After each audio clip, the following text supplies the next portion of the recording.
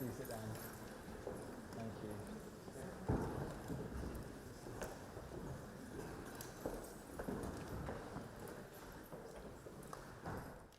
Good afternoon, ladies and gentlemen, and welcome to our panel discussion on Bangladesh.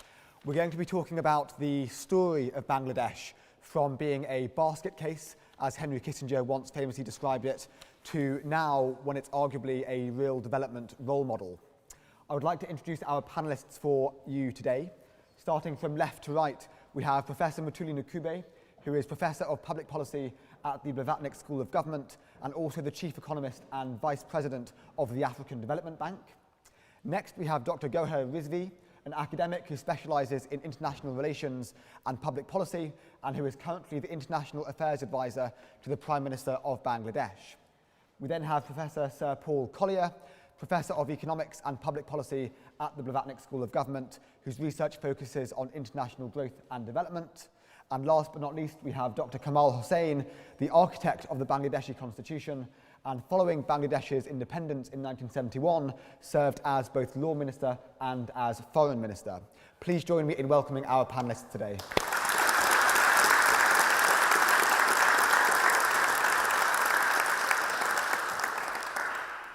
This event is in partnership with the Oxford University Bangladesh Society. So before we get started, I would like to invite the President, Mohammed Abir Hassan, to say a few words.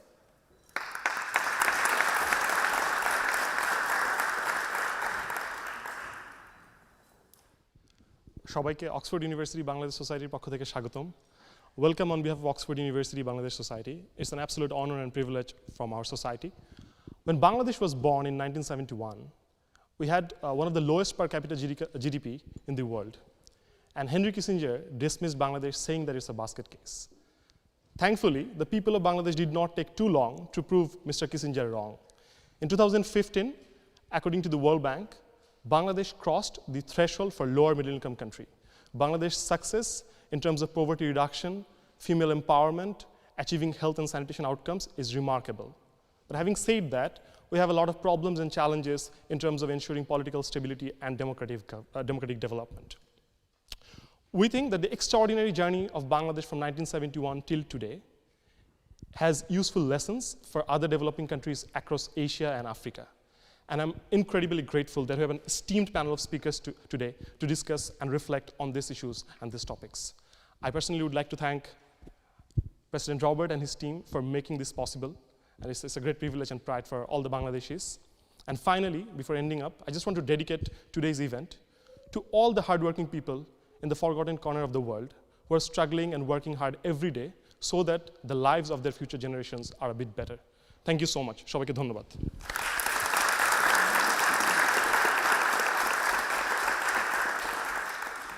Thank you, Mohammed. So before we open the discussion up to the audience, I'm going to start off with a few questions for our panelists. And Dr. Hossain, starting with the liberation movement in 1971 and the drafting of Bangladesh's first constitution, you've played a really key role in the extraordinary journey of Bangladesh. Looking back, how would you describe that journey from 1971 right up until today? Thank you very much, Robert. It is important to remember that our liberation struggle was a people's struggle to secure political, economic, and social justice. Upon liberation, people who were powerless subjects became empowered citizens and agents of change. Independence presented to us with a challenge of change. The role of the state before liberation was to secure the special interests of the ruling elites. Post-liberation, the state was intended to empower citizens and to create conditions and institutions which would provide an enabling environment for change. One of our first acts was to give ourselves a constitution in which relations between the state and its citizens were to be so defined that the state would remain under the effective control of citizens and not, as in pre-independence times, be controlled by self-serving elites. The Constitution expressly proclaimed that power belongs to the people, marking the beginning of a process of actual empowerment. A working democracy was thus intended to ensure democratic participation of all citizens through their elected representatives. The goals of securing economic and social justice were spelt out, mandating that the basic necessities of life, food, clothing, shelter, education, and medical care, were to be provided to citizens through sustained economic growth. To liberate people from poverty was thus constitutionally mandated. Disparity in the standards of living between citizens was progressively to be removed. A key object was to ensure equality of opportunity to all citizens and to adopt effective measures to remove social and economic inequalities. The Constitution was thus to serve as a map for the journey which began 45 years ago. It was to provide a sense of direction and a yardstick to measure progress. Thank you, Doctor. And Professor Nakube, Bangladesh's achievements in poverty reduction, female empowerment, and other social indicators are really quite phenomenal compared to other similar developing countries. The poverty rate has been reduced from 57% in 1990 to 25.6% in 2014. Life expectancy is now 4 years longer than in India. Infant mortality has more than halved between 1990 and 2010. What do you think are the reasons behind this incredible success? Bangladesh has done some incredible work in enacting the right policies that have ensured this kind of progress that you have spelled out. It has met some of the tough MDG targets that have been set for it and set for the world. It's been really impressive. There's something very interesting that has happened in Bangladesh in the last 10 years. It's about how Bangladesh has harnessed what you call the demographic dividend. Basically, the demographic dividend happens when the share of older parts of the population rises faster than the share of those who are being born. So the dependency ratio moves the right way. But that's the beginning of the story. What you have to do as a country then is to invest in people, in their skills, and then move them into sectors of higher productivity. That's what Bangladesh has done. So the other thing that has happened is a typical, let me call it a exploitation, if not taking advantage of the neighborhood effect. Or what you find is that Bangladesh has created a lot of manufacturing jobs in the last 10 years. In fact, the share of the manufacturing sector in the economy has grown from something like 14% 10 years ago to about 22% now. That's remarkable. And it has created a lot of jobs, manufacturing sector jobs. So it's not just about social protection in the form of access to finance, the Grameen Bank story that you all know about, or the BRAC program, which is broader. It's about creating manufacturing sector jobs and making sure that they take advantage of the neighborhood effect. There are still challenges, naturally, around infrastructure investment, on the political front, dealing with climate change from time to time. But really it's about taking advantage of that demographic dividend and structural transformation, becoming a factory to the world in the same way as China did. And this is a lesson for Africa, in fact. Thank you. And Dr. Rizvi, would you agree? Do you think that development has been primarily driven by the smart public policy decisions of the government, or do you think it's been mainly driven by NGOs and private actors? There's absolutely no doubt that NGOs have played a remarkable role, and the fact that NGOs have played a remarkable role also reflects the policy choices that the government made. I mean, there is no question, absolutely no question, that ultimately the success that Bangladesh has enjoyed, and I'm glad people have already put on the table the facts so that one doesn't have to rehearse it. Policy choices at the end of the day do matter. And Bangladesh realized very early in the day that governance of the society today is collaboratively produced. It is just not government's job. Government is a major player, but other societal forces, the market, the civil society organizations, NGOs, all play a role, and we made them a partner in our development endeavor. But at every stage, the reason today why we are there is because we targeted poverty. And in targeting poverty, we defined poverty not simply in terms of your money in income, but in terms of total convergence of disabilities on some sections of the people. And that is poverty of income, access to health, education, opportunities, and so forth. And once that was done, the government made a multiple intervention, because a single intervention does not work. Just improving people's income would not have worked. It comes with health, it comes with education, all sorts of other things that totality of life involves. And because the government was successfully able to do it, that Bangladesh is today showing that result. I'm almost tempted to refer to this. A couple of weeks ago, there was an interesting article in The Economist which finally did concede all the good things that are happening. But it ended up by saying these things have happened despite the government. No, it did not. Government policy choices are very important, and policy prescription is also very important. And Professor Sir Paul, many developing countries in Africa and in Asia were in very similar conditions to Bangladesh in the 1980s and the 1990s. What do you think made Bangladesh the exception in terms of its reduction of extreme poverty rates and its improvement in all the other social indicators that we've mentioned so far? Yeah, I think of Bangladesh in a way as a sort of the antithesis of Saudi Arabia. Saudi Arabia got huge amounts of money from oil. That meant that any activity as humble as manufacturing or anything like that was completely uncompetitive, and so it didn't happen. And because of that, there were no jobs for the most humble people in the society, namely young women. And because there are no jobs for young women, the balance of gender power remained heavily skewed. And because of that, you've never had the demographic change that Matuli talked about.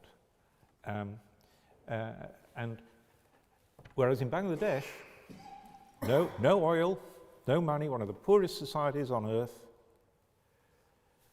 competitive exchange rate, that helped enormously. That enabled Bangladesh to break in at the humble bottom of global manufacturing, around 1980, garments.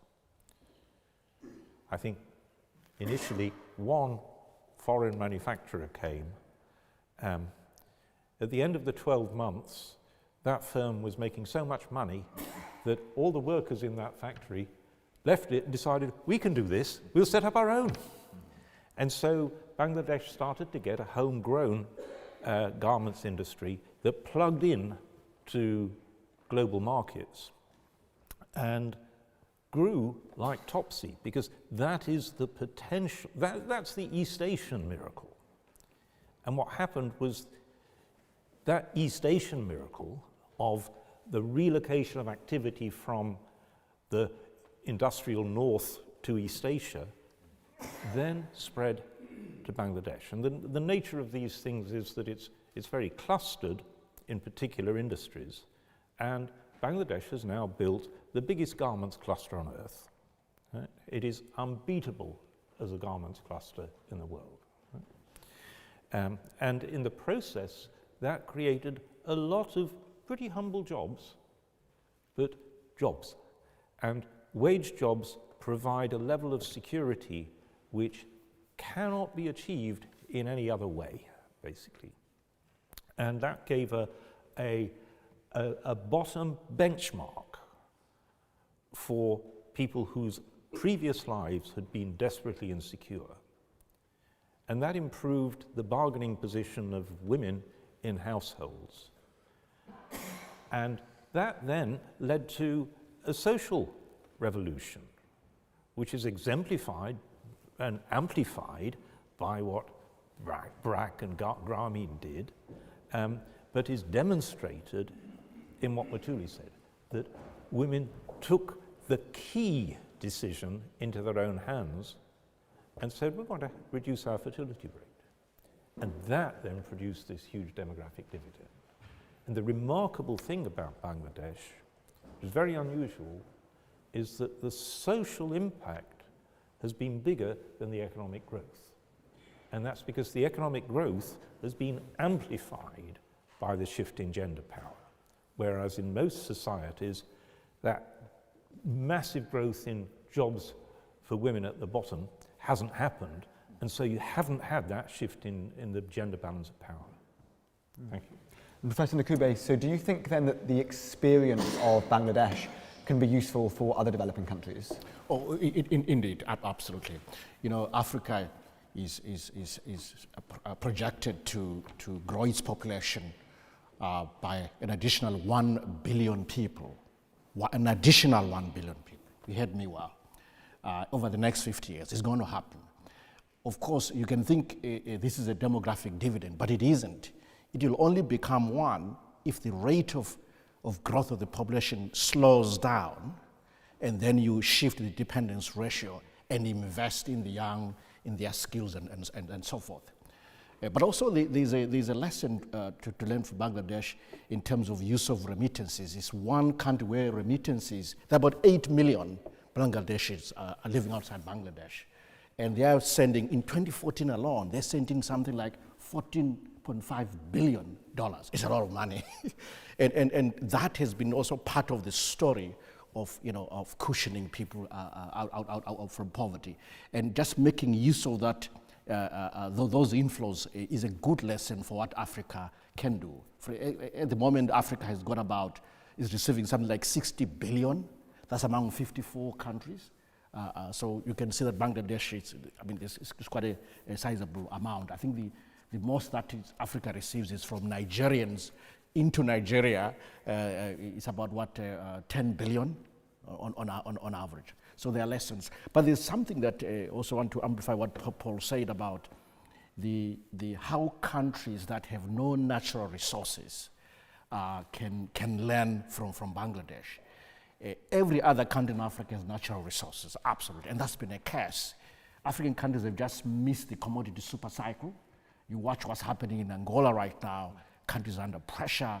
Nigeria under pressure. Ghana, Gabon, Chad, and everywhere. They're all rushing to the IMF, and rightly so, to get some funding to show up the macroeconomic picture and get growth going again. And so they miss that. And the lesson from Bangladesh is, you can grow your economy, you can make economic progress without natural resources. But if you have them, make use of them. Maybe it's a good thing that the commodity super cycle has collapsed. Maybe these countries will think again about how to really get structural transformation going. And another lesson is really about the jobs at the bottom. I think that there's a problem in Africa that the African workers are not cheap. They're unlike those in Bangladesh. In fact, I say that because if you compare the level of their productivity relative to their wages, it's lower than that of Bangladeshi workers. So Africa needs to kind of figure out how to have a competitive labor market. Less unionization will also be helpful as one way to attract foreign direct investment onto Africa, the same way that Bangladesh has done. There are some lessons. I think some of you may be aware of the investment that has been done by a Chinese shoe manufacturing company in Ethiopia, and they've had to invest, Huanjin, they've had to invest a lot in the skills upgrade, quite a lot, and raise productivity to a point where the Ethiopian workers are now about 80 to 90% of the productivity of their Chinese fellow workers back in China in the head office of this company, Huanjin. So it can be done, but companies have to invest in productivity, in skills, and that is Africa's challenge. But it's also a lesson for Africa to learn from Bangladesh. Thank you. Dr. Hussain, it's not all been plain sailing though for Bangladesh. There have been concerns recently about the nature of democracy and political stability in Bangladesh. The main opposition boycotted the last general election. Do you think that this could jeopardize the progress that Bangladesh has made so far? And what would you suggest to try and solve these political problems? No, thank you very much. I think this is shifting the focus to another aspect of sustainable development. The sustainable development is more than just growth. I think growth is very important. Without growth, you cannot have a lot of other things that you want to achieve. But development has to be seen in terms of other goals. And before coming to that, I just wanted to supplement the remarkable achievements. I mean, I think the one sector that needs to be lauded especially are our farmers. The agricultural growth has been phenomenal. Rice production has tripled in 3 decades. This contributed to poverty reduction, and farm income became the most important single driver of poverty reduction. It accounted for half of the poverty reduction between 2000 and 2010. The government workers have already received a rich tribute from Sir Paul, but I would like to emphasize that I remember when we came in the end of the 80s, people here in Brussels and in Washington said, but you're a Muslim country and a predominantly rural country. Will Muslim women be able to come forward to this industry? I had half a dozen people representing the new industry who said they just put their head down and said, we are quite sure they will. And when we came out, we said, do you think what you said will really be borne out? Will the women from the villages really vindicate what you have said? And believe me, have they done it, and done it with a vengeance. There are now 4 million women workers. And the half a dozen people with whom I had come, there are more than several thousand entrepreneurs. Young, energetic, creative, risk-taking, developing new markets. And those who said Bengalis can't do business, I mean, are having to change their views. And that Muslim women from the villages cannot be industrial workers. I mean, this is the real response is just go through Dhaka and when the shift changes are there. It's a human wave. I mean, waves of women with bags slung on their shoulders are marching on, but at very low wages. This is where I think what you have said and what I think our African colleagues should know, that we have yet to make sustainable development meaningful for all of our people. They're doing the production, they're increasing productivity, they're increasing export earnings.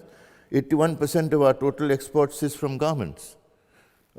It went up from something like 6 billion in 2004 to like 24 to 28 billion this year. So that's phenomenal, 4 times increase, being done by women from the village. But are they getting the benefit of that? You'd be surprised that I've been doing work protecting slum dwellers. You go there and these women come and say, but we are garment workers. We are living in these slums and people are coming to evict us. Land grabbers are so greedy about grabbing urban land that the garment workers are living under constant threat of eviction. And they say, but we're willing to pay money. And they're earning these billions of dollars for us, but urban housing for even workers like garment workers is an imperative that we have to, a social imperative that needs to be addressed as a matter of priority. Then about the overseas remittances you have heard of, I don't need to say anything more about that, but the question you raise is right. You see, sustainable development has been now elaborately identified in last year's UN Summit on Sustainable Development, which identified 17 goals. And goal number 16 is one that I think attracted all of us, which reaffirmed the critical importance of the rule of law, of the promotion of laws which protect people against discrimination, significant reduction of illicit financial and arms flows, reduction of corruption and bribery in all forms, and to that end, developing effective and transparent institutions, ensuring responsive, inclusive, and participatory decision-making at all levels, strengthening relevant national institutions by ensuring protection of fundamental freedoms, and international cooperation for building capacity at all levels. And particularly importance was given to curbing violence and having effective law enforcement to protect people against violence. I mean, I think all of us share this concern at the eruption of violence that we are witnessing in Bangladesh. It is a Bangladesh that I cannot recognize as being, what we are. We have never been violent in this way. I mean, we were victims of violence in 71, but we have taken pride in the fact that between different ethnic groups, between different religions, we have had mutual respect and mutual understanding.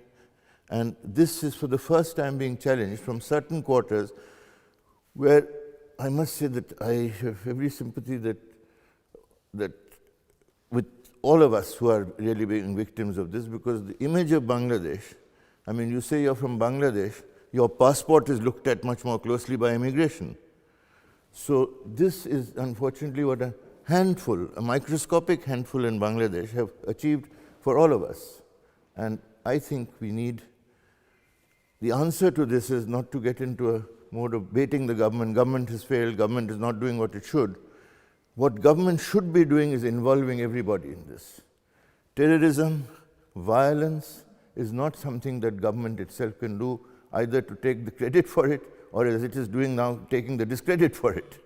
For heaven's sake, let's all get together. This is a threat to all of us.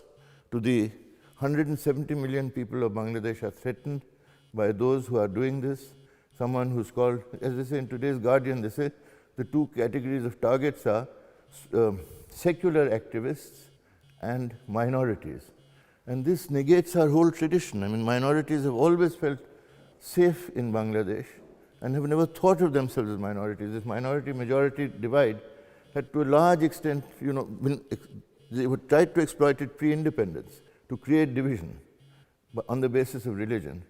We stood up and took this on frontally and defeated the communal forces. In 71, 16th of December, our Victory Day, I myself sort of celebrated by saying that, well, now communalism is a thing of the past, dividing people on the basis of religion, creating mutual distrust and prejudice.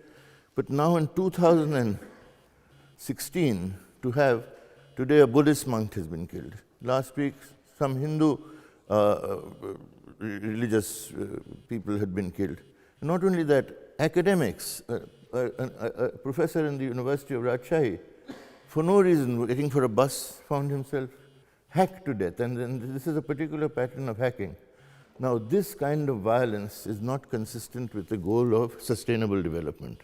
And I would urge that, all of us should now think of the need for consensus, think of the need for a kind of non-confrontational relationship between different groups in society, and we must all identify this tolerance, creating a pluralism, and certainly getting away from the kind of politics which has been highly confrontational and divisive.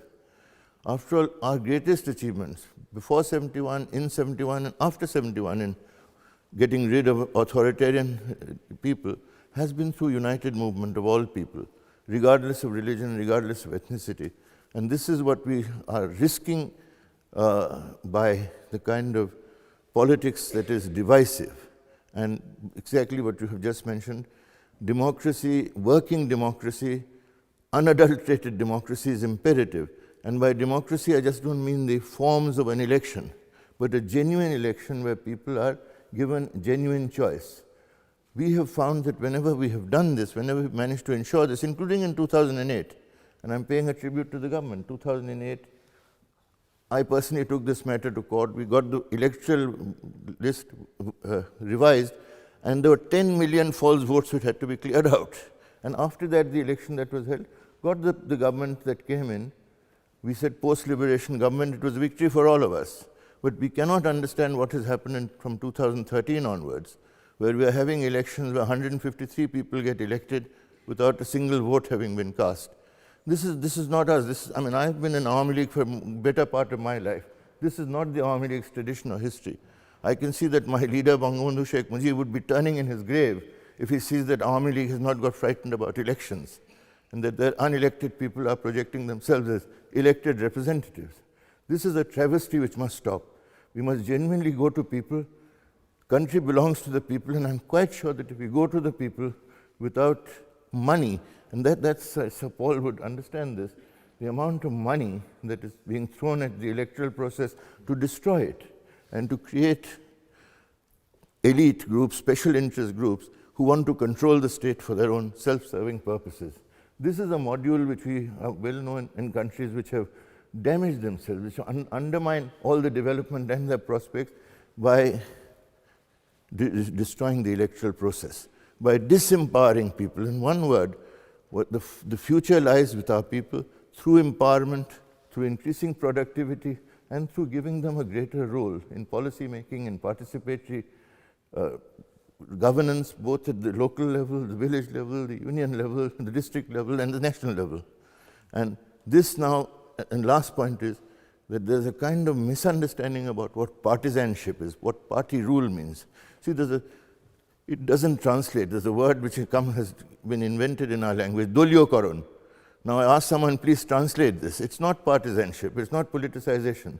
They found a translation from it from some writing on Venezuela. The word is partyarchy.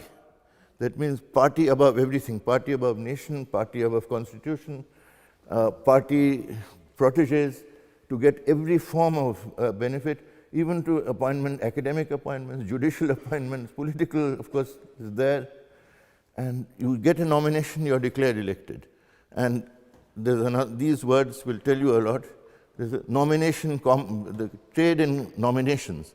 Nominations are sold for elections. You want to be a candidate, millions of takas have to be paid for that person to get a nomination, then he's elected. I mean, he doesn't need to go for an election. Now, why do people give so much money to be nominated? Because it's an investment. If you get a party position, whether it's even at the Union Council chairman, not to mention minister and MPs, it's the best business in town, it's the best kind of investment.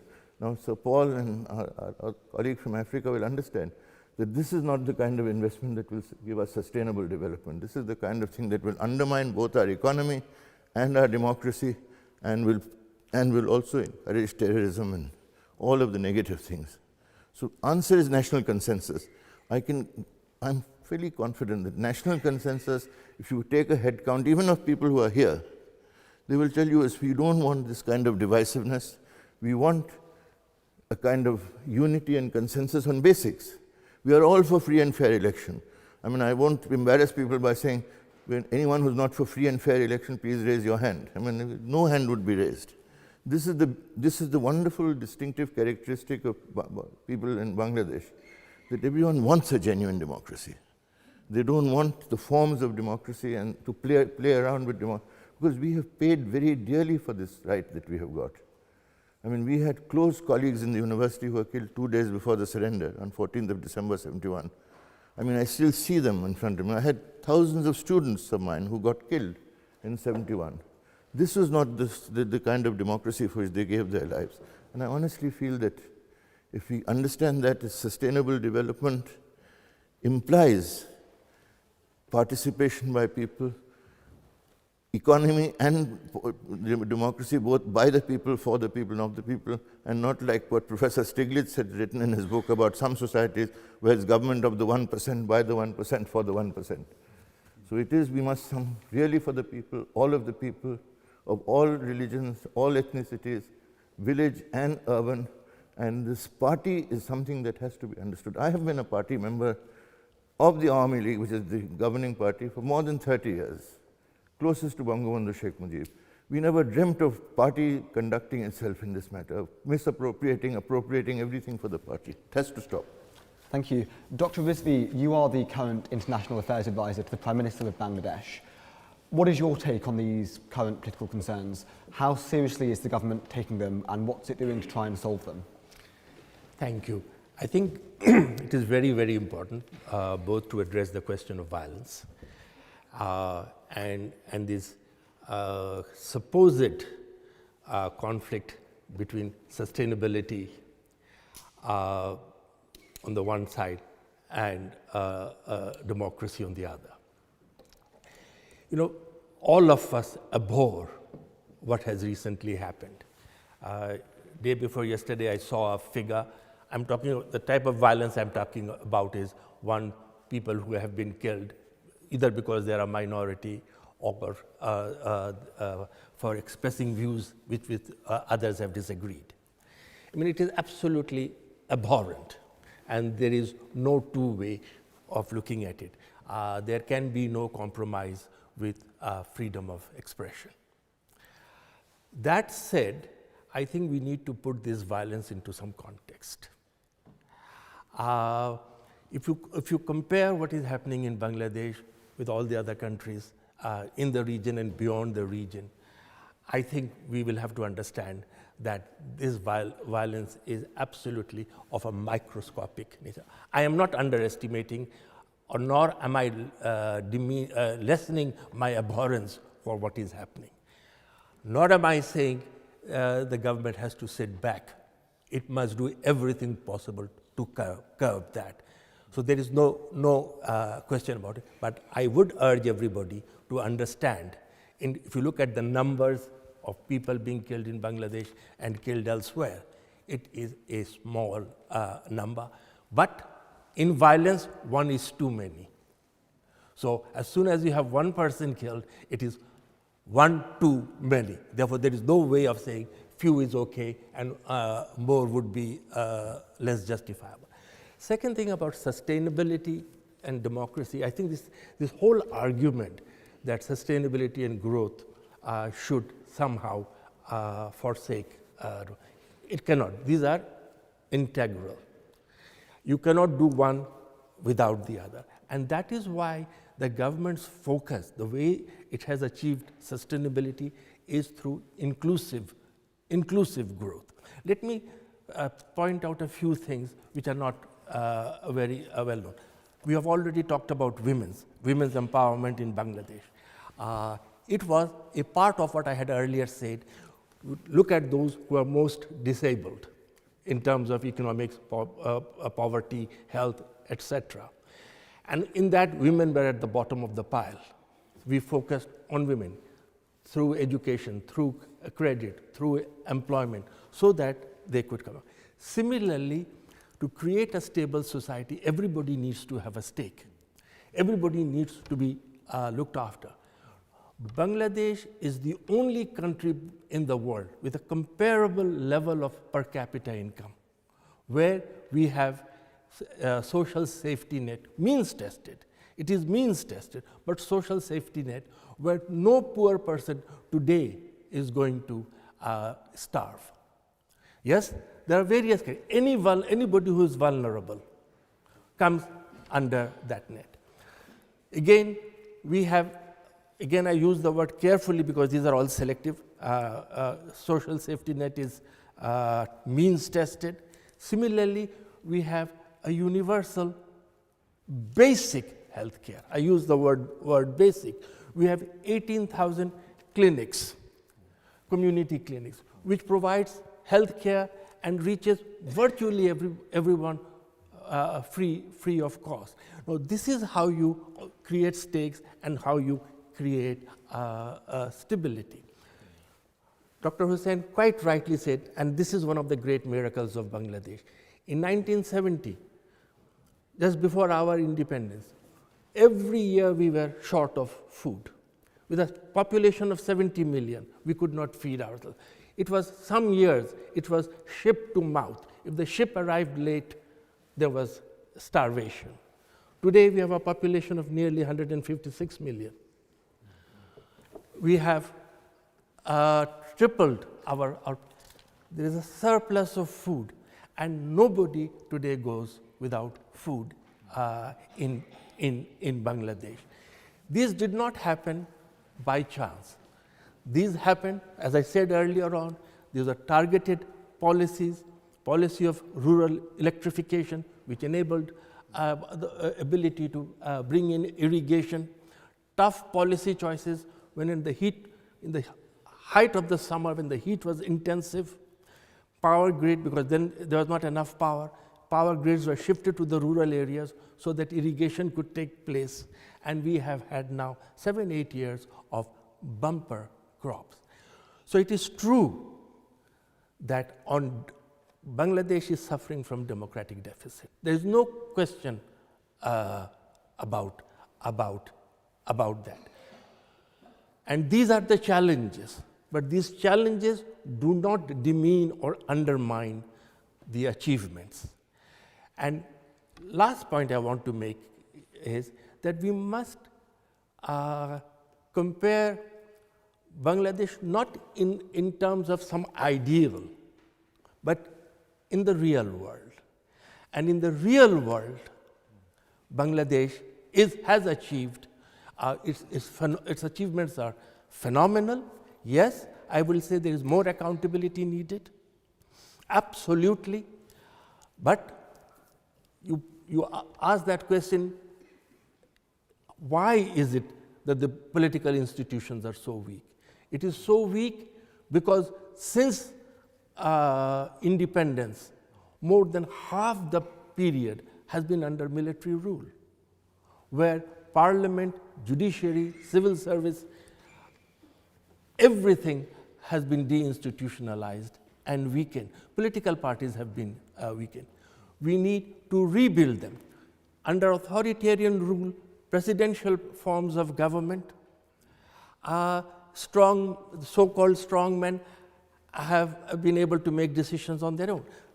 Constraints on the executives have been removed. So a parliamentary system of government now is slowly needs to claw back. No, I'm not saying it is clawing back.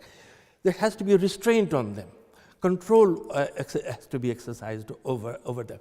But like everywhere else, including Britain, parliamentary forms of governments are becoming much more executive forms of government. These are the problems. These are absolute problems. They will need to be addressed. But I would again and again say we need to put this in context and not judge Bangladesh in terms of some ideal. Thank you. Professor Sir Paul, moving forwards from now, what would be your advice for Bangladesh so that its achievements in economic growth and in human development can be sustained in the long run?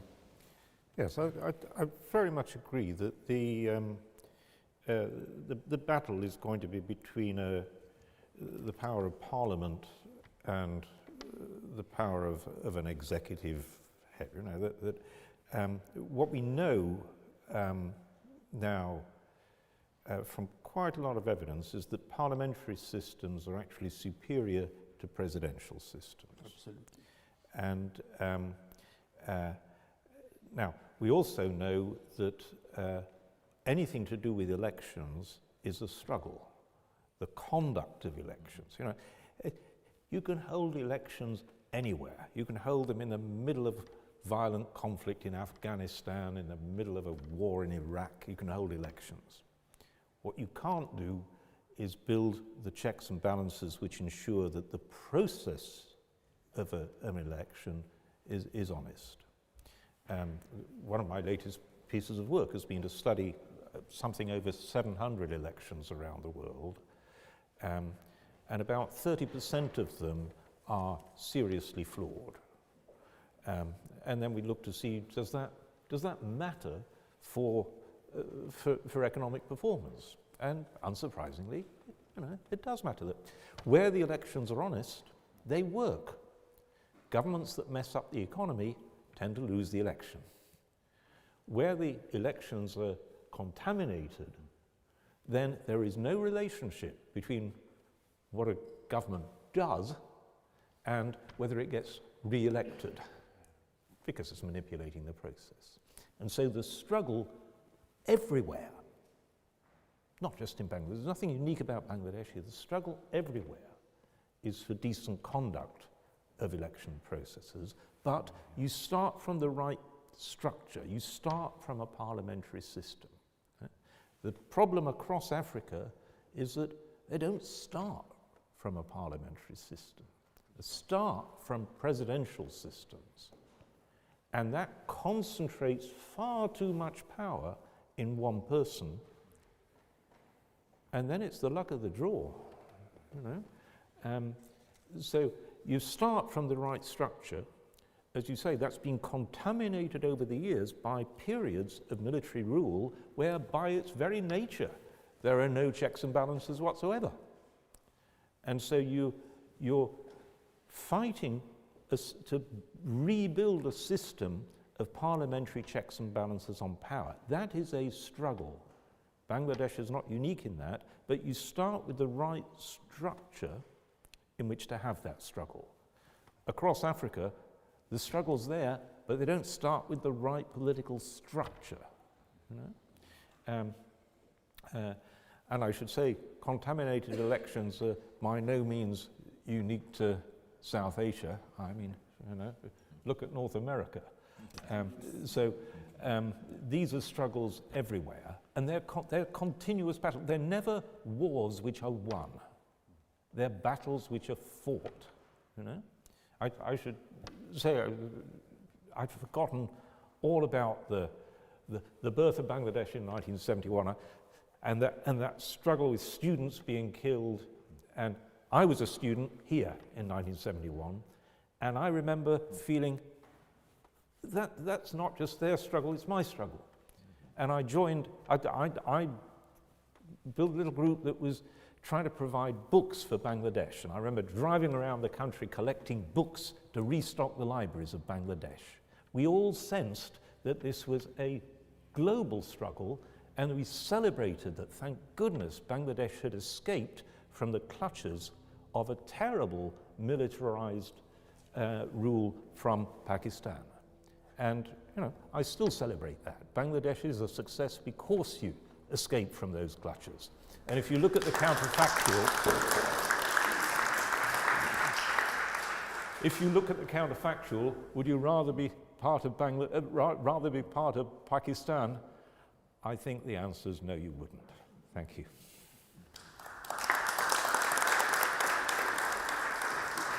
Thank you. We're going to open up now to questions from the audience. If you would like to ask a question, please raise your hand up high and wait for the microphone to be brought round to you. Can we please start with a question from the gentleman in the blue shirt on the second row? Just wait for the microphone. Thanks. Thank you. Very nice discussions. As so far I follow from Dr. Kamal Hussain and Professor Paul, came out that democracy is important. Bangladesh is doing well. Progress very well, index is high, economic growth is high, per capita income is increased, everything is fine. However, the question is, the democracy is not properly functioning there. The body who maintain that, ensures that, proper election and proper democracy, election commission is not properly functioning. Not only that, transparency is also important. The body, another constitutional body like Election Anti-Corruption Commission, that also ensures transparency. That is not also functioning properly. This is not questions, I want to have comments from Dr. Rijvi, please. Thank you. If I may. See, nobody would agree with you. This is the point I was making, that institutions have been emaciated over a period of time under the military rule. And as Sir Paul just mentioned, that these institutions have to be strengthened. Just to say, because the election commission doesn't work, let's abolish it, will not do. If you remember in India, today we cite India as the finest example of democracy, not only in the developing world, but in the whole world. Until Justice Session became the chief of election commission, its performance was dismal. He's built it up. So what we need to do is to strengthen and build election commission, not undermine it. It is there. It will take time. Perhaps it is slower than we would all like, including me, but it is there. The other thing, again, to immediately point out to say that this institution doesn't work. For instance, there is not one, but number of institutions we have built in the last few years. We have created a national integrity strategy to create greater transparency and accountability. The Anti-Corruption Commission that you mentioned, its performance has been mixed. We have a new chairman. Let's see whether he is able to raise it. In addition, we have right to information, which enables information is at the end of the day the source of power. We have a human rights commission. These are still fledgling. We have the head of the most important human rights organization in Bangladesh sitting in this room. They are upholding and they are finding room within this space of this democratic society. Not often very successfully, because there are impediments. But what we have to say is we are moving in the right direction. Sadly, not as fast as we would like. And again, I urge you to compare apples with apples in the real world situation and not some ideal. Thank you very much. Can we go please to the next question from Next was actually me. Sorry? Can I ask a question or? Yeah, go ahead. Go ahead. Sorry. Yeah, go ahead, please. Sorry, I got three questions. One is for Dr. Kamal Hussain, and the question is, do you think that the free and fair election is the only way to making sure that democracy is working in Bangladesh? Because in past, we found that there was free and fair election, question mark from the opposition party, obviously, but there was free and fair election, but then the opposition party didn't participate in the parliament. They made violence in the street, economies has been destroyed, strikes has been called day after day, and economics has been destroyed. So what's the benefit of the free and fair election? Is that the only way to making sure that government is working? My second question is to Dr. Gohar Rizvi. How, is there any plan or how the government is planning to making sure that government utilize the skilled workforce around the, mainly Bangladesh, from home and abroad, to achieve the 2041, the developed countries' objective? And number three question to you as well, Dr. Gohar Rizvi, is there any plan of the government to reform the civil service? And when I say reform, I'm just indicating on the recruitment process and the system, because I think the civil service, what we are having now, is not good enough to achieve the 2041, the developed countries' objective. Thank you. Thank you. Could I ask everyone to please keep their questions brief so we can get through as many as possible? Dr. Hussain. Sorry. Yes, no, I think you put a question which is very pertinent. If you are to run democracy, is there any substitute for free and fair elections? Now, my point is, my opinion is not as important as the fact that this is what the Constitution has provided. And on this point, I think if you took any kind of referendum, I almost think there would be 100% minus maybe, some bigoted right-wing parties who don't believe in democracy. Barring those, I think there's nobody in Bangladesh, even the poorest person in the village, is for elections and for free and fair elections. The sad part is that we've seen even elections at the union level being damaged in a way that is very alarming. And for all of us who care for the country, and it really doesn't matter who's governing at the center, but the question is, at the grassroots, if we start damaging institutions, dividing even families by this partyization, party elections at the local level is outrageous, absolutely outrageous. I mean, I have conducted elections. I was elected the voting representative for Sheikh Mujib in the capital city. It was a wonderful election. Now, you've all heard about the 1970 election. Billions of takas had come against us. And I had volunteers, young students. We went from house to house. And I said, look, they're saying that if you vote for regional autonomy, Islam will be destroyed. And they had put posters all over the walls. And we literally went with these thousands of student volunteers, house to house. And elderly people who normally are prone to being religious and so on, we said, look, how is Islam going to be destroyed if you get your rights? We are 56% of the people, and we don't get more than 30% of the budget, we don't get more than 25% of the jobs, and so on. So believe me, we had a thumping victory in 1979. Sorry, 70, in 1970. Then, when we had our movement against the military, because you were talking about the military thing, someone talked about the military. Doha talked about the military. Now, General Irshad is a military man, right? Now, I have not understood what he is doing in Bangladesh or in Bangladesh political system. He is a member of is he a member of the government? Perhaps he's special envoy. For whom is he envoy to, and what is the terms of reference? I mean, maybe I'll have to send a right to information notice to you to tell us what as a special envoy he does and what we are paying him for. Now, therefore, what is the substitute for election? I mean, I would very much like to hope from the floor, if you have any good suggestion of how you can replace free and fair elections as a mode of people exercising choice to designate their representative at union, at district, at thana, and at the central level. It would be very good to know that.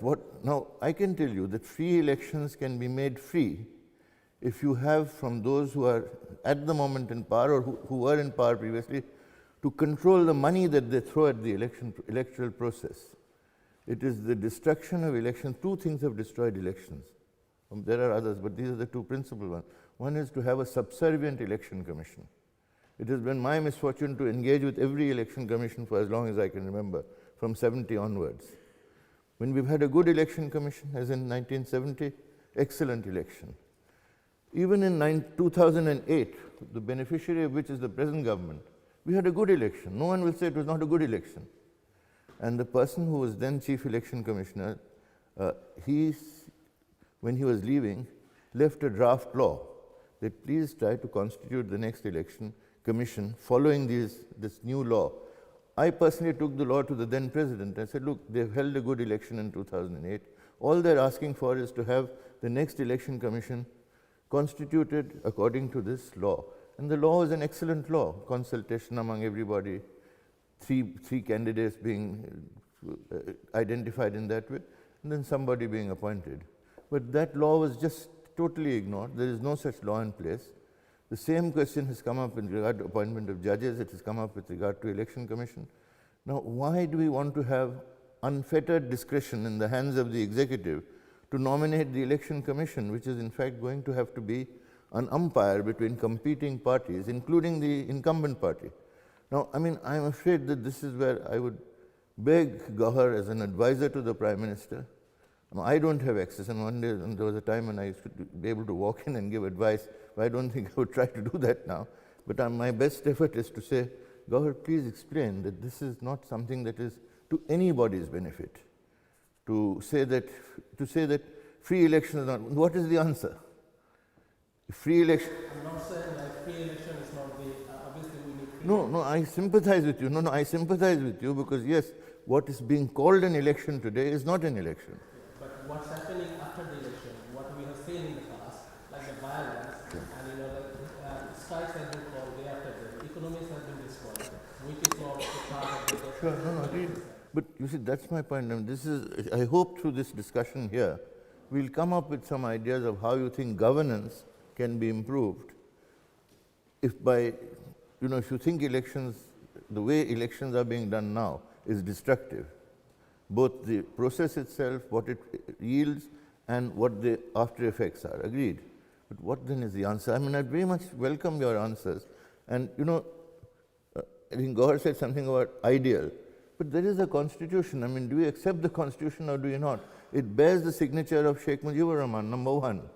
All the founding fathers. That's held in the museum. I said, please let's go to the museum and look at it. If there is a constitution and we believe in it, it says power belongs to the people, can only be exercised by their elected representative. Election chapter says elections must be free and fair. Election commission must be neutral. Now, do you or do you not accept all that? These are not ideals, these are constitutional provisions. No, sorry, I ought to say a word about ideal. When I said it was ideal, was not, these are the ideals we believe in. And before the start of the meeting, I was telling somebody that in 1975, learned what little politics I learned was at Dr. Hussein's feet. And therefore, everything you have said, I totally agree with you. There's no disagreement. Like you, I agree that there is no alternative to an election, but while election is necessary, it is not a sufficient condition. It requires other things, values, ethos, practices, beliefs, which also has to be strengthened along the process without. Now, just since Dr. Hussain is here, actually the current practice for election, the appointment of election commission is drawn straight out of the 1972 constitution, which was solely your own handicraft. And it is by far the best thing that we have. Military rulers had mutilated that constitution. One of the good news is we have been largely able to restore that constitution. I say largely, there are one or two areas where we didn't go as far as the 1972 constitution went. So we need to strengthen. But where an important change has been made, but this is not working itself out properly. For instance, the Constitution says the Prime Minister will suggest names to the President for the appointment of the Election Commission. The current Prime Minister made an innovation which, without changing the Constitution, she voluntarily gave up her right to nominate the members of Parliament, and she constituted a search committee with the President as the head. And the President did convene all the party leaders and asked them for their advice. So the innovation was good, but unfortunately it didn't produce the result that many of us were hoping for. Now, going back to your second and third question about sustainable, can Bangladesh achieve sustainable development goals? You see, we had doubts about will we ever reach Millennium Development Goals, and Bangladesh was one of the top performers when it came to it. Same thing with Sustainable Development Goals. Right from day one, we have started working. Every fortnight, all the secretaries are assembled together. One of our secretaries is sitting right there. She was also present at that meeting. Every fortnight we meet to review sustainable development goals. And what we have also done is made this as a part of the performance appraisal of the secretaries.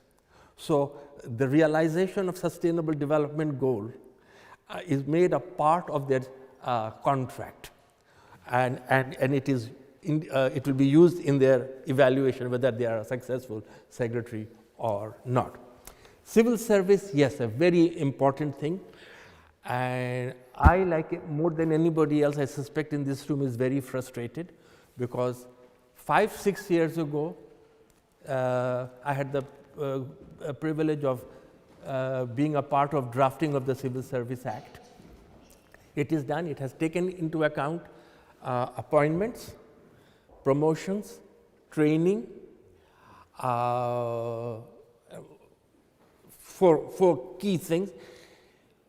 Why it has not yet been enacted, I don't know. And the failure to enact the Civil Service Act is at the root of politicization of the civil service. So unless we can enact that act, I suspect that that shortcoming will remain. Thank you.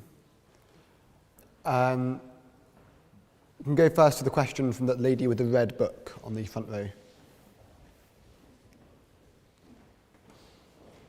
Hi. Thank you for being here and for your discussion. So, coming from an environmental background and hearing about Bangladesh being one of the most vulnerable countries to climate change, with rising sea levels and extreme flooding events happening every year, how is the government preparing to respond to that? Because the SDGs are very wide, but this is like a specific climate issue that Bangladesh is very vulnerable to. Shall I address? Thank you very, very much. As you said, Bangladesh is what is being described as the frontline state in global warming. There are two parts to this question. Rather, the answer is in two parts. One is Bangladesh, knowing how vulnerable we are to this, we have been ahead of others, both in adaptation and mitigation of global warming. There have been a lot of promises made, most recently in Paris, of about the huge sums of money that the international community is going to commit. So far, we have not seen it. However, we have Bangladesh, at its own initiative, has created a climate adaptation and mitigation fund, and a lot of work has taken place. And this also links up with our research in agriculture. How can we grow, for instance, rice in saline water areas? How can we grow better quality rice in arid area? So these things are also being done to supplement the straightforward work that of mitigation and adaptation. Thank you. Would anyone else like to chip in before we head to the next question? No? Great. We'll go to the question on the third row.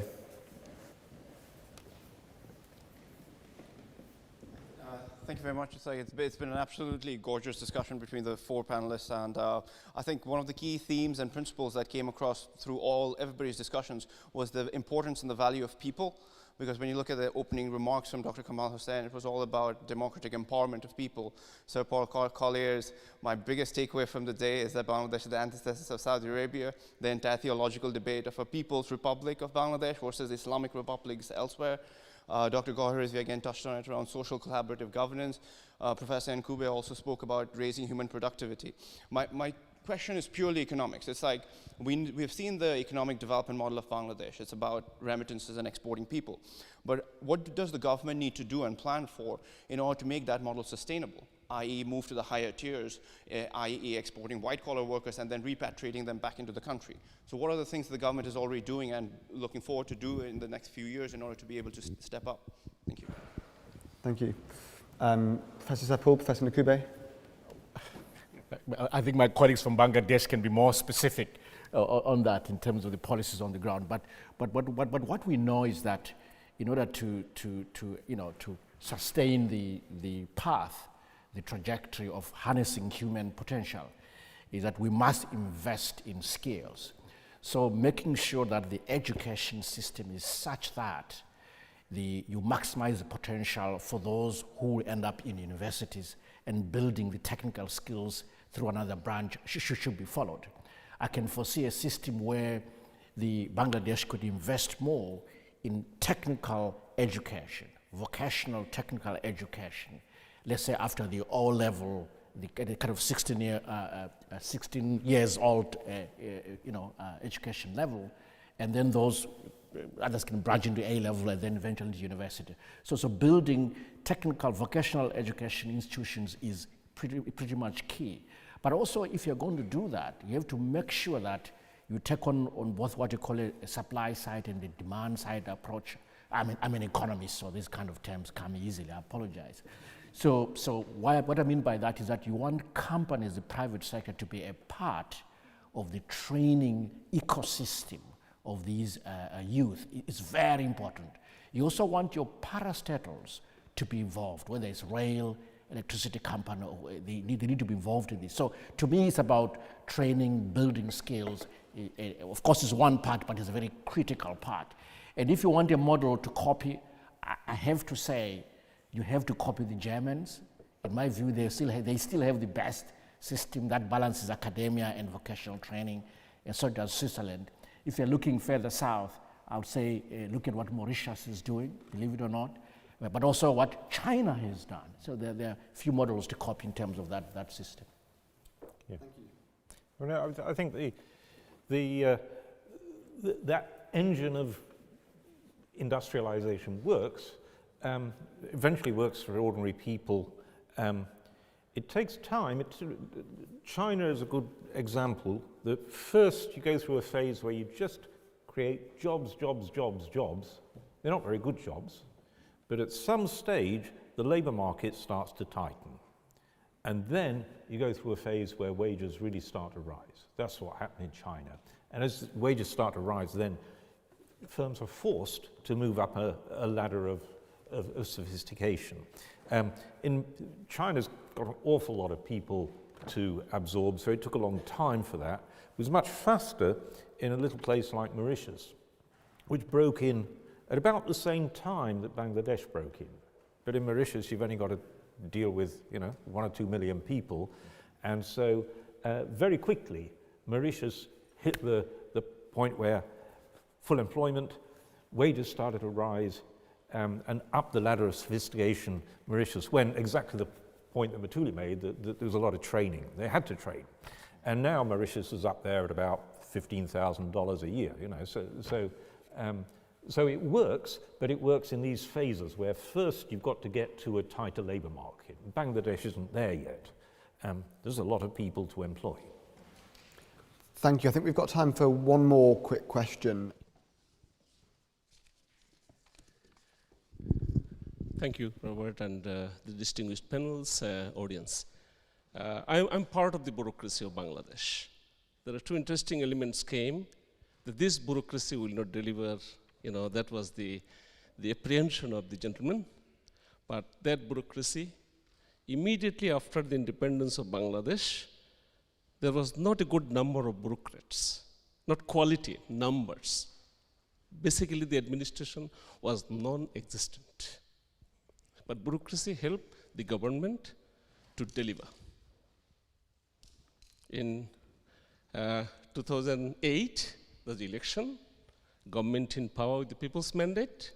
The same argument came, how the Prime Minister will implement the Vision 2021 to make Bangladesh a middle-income country. What is the bureaucracy? This bureaucracy, corrupt, inefficient, they will not deliver. But they did. In 2041, there is another vision for a kind of a higher ambition, a developed economy like UK. Will it be possible by the same bureaucracy? I will not survive more than 3 months in bureaucracy, but I tell you, this bureaucracy will deliver. The reason is, if the government has a mandate, if you have the right political leadership, and if that leadership has a vision and the commitment. If you see that for 2021, Bangladesh is the best achiever of Millennium Development Goal among 49 LDC countries, least developed countries. We are the best. I'm saying, before. So SDG target is elimination of poverty by 2030. We are almost eliminating poverty already. So our leadership has a vision of 2041 to make the country developed. So what are the fundamental requirements? Your policy prescriptions. We have a very strong, very doable, long-term plan, perspective plan. We transform the whole economy through structural planning. And we did it, and we'll do it. Government gave huge emphasis on infrastructure development. And I tell you a very interesting story. And I claim, Robert, as ambassador of Bangladesh, that Bangladesh is the only country among 49 least developed countries created a very vibrant private sector to take over the market to determine what should be the market behave in terms of inclusiveness, in terms of delivery, welfare, and development. We have created a very strong entrepreneurial class. We are not stuck to 5 or 10 families. We have hundreds of families who are billionaires in Bangladesh. You may not find in Africa. You may not find in many other countries. So this government, right or wrong, it has a lot of challenges, a lot of socioeconomic problems, but the private sector is taking over. This government or the leadership created an ambition of betterment, and people believed in the leadership, and they are taking over in partnership with the government. I'm absolutely positive you will see and enjoy the future development of Bangladesh. Thank you. Thank you. We'll go for one final question from the lady in the front row.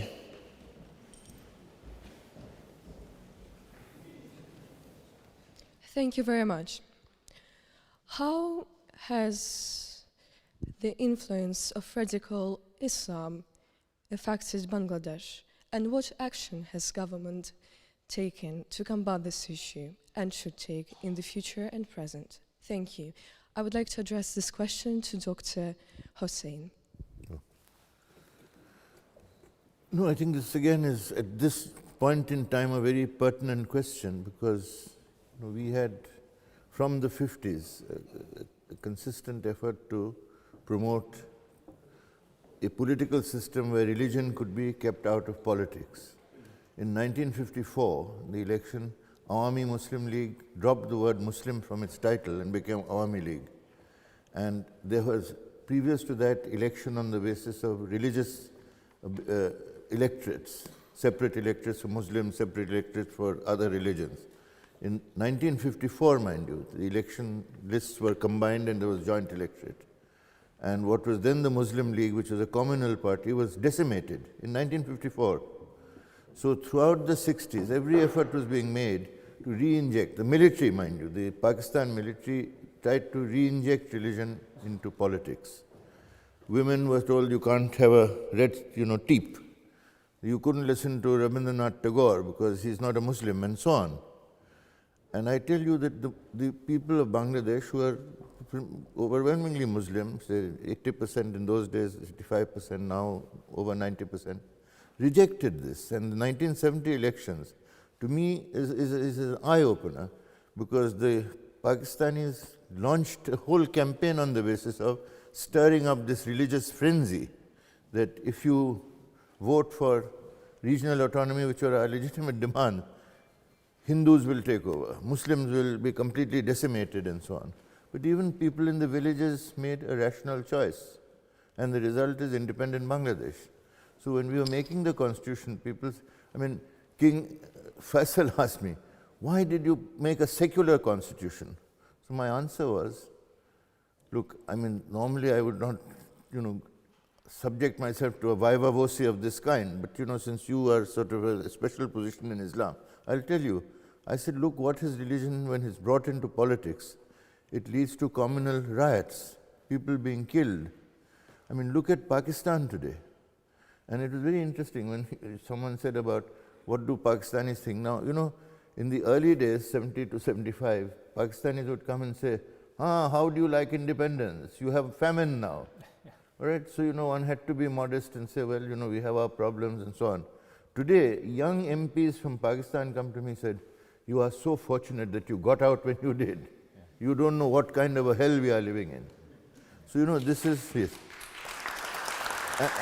And mind you, this is the impact of religion. You will see every Friday in some mosque or the other bomb blasts. In Lahore, in Karachi, in Peshawar, and the casualties are 150 or more. Now, this is what I explained to King Faisal, and it was an hour and a half that I not harangued him, but submitted to him these rational arguments and said, for that is the reason why let us keep religion out of politics. We will practice our religion. We have freedom of religion guaranteed in the Constitution. See, those who are opposed to us campaigned throughout the Middle East that locks are hanging on mosques. So, of course, when people came, I remember the President Amir of Kuwait came to Bangladesh. I took him to the mosque on a Friday, and he couldn't get in because there was such a crowd of people in the central mosque.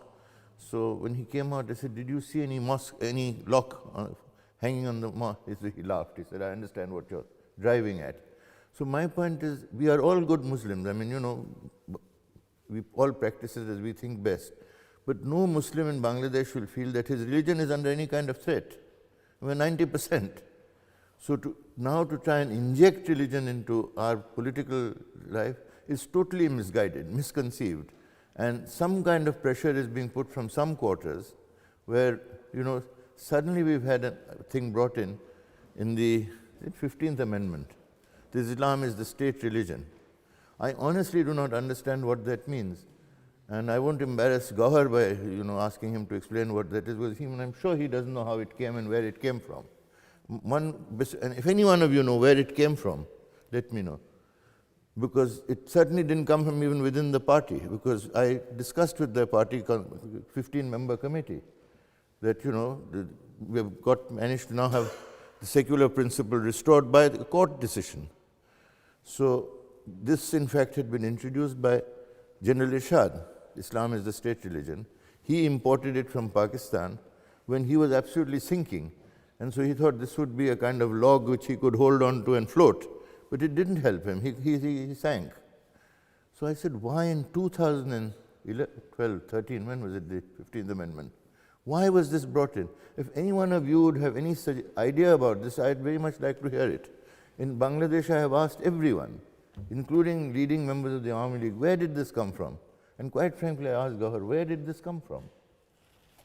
Dr. Rizvi, quickly. Well, I can share exactly what happened. It did not come in from anywhere, it was already there. General Ershad had introduced this, and our feeling, which is exactly, we share the same thing, that Bangladesh's survival other than a secular state is impossible. Absolutely impossible. So it is for its survival, we need that. But this had already been brought in, and there was a lot of us in the room. There was a small group, but in that small group, lot of us all argued that this should be eliminated. Eliminated because this was not in the original 1973 constitution. But the argument made then was this. I'm just sharing without saying.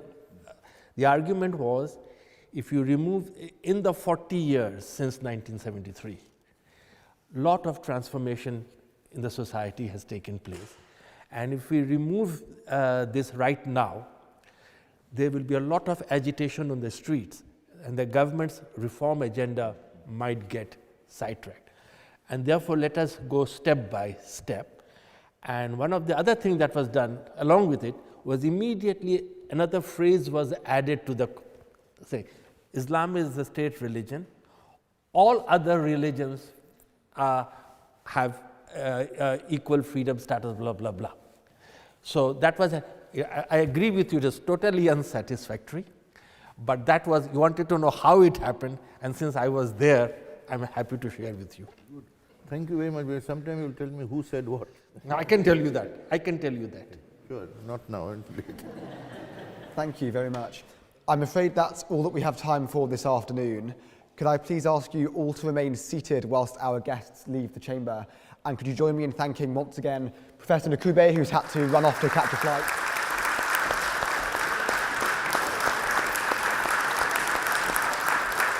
Dr. Rizvi,